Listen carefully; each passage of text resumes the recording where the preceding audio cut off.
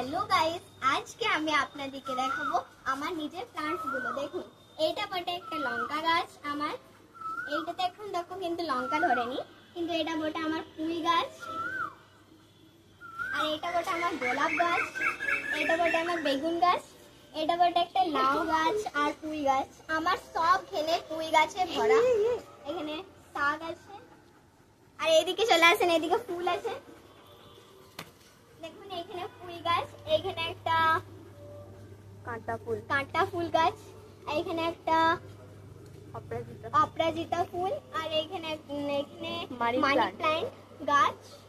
আর এইখানে আমার ফিরছে অপরাজিতা ফুল ধরেনি, কিন্তু এখন এটা 9টা-10টা ফুলের গাছ, মানে 9টা-10টা যখন টাইম হবে তখন ফুল ধরবে। আর এটা বটে একটা অ্যালোভেরা, এটা বটে শাক অনেকগুলো।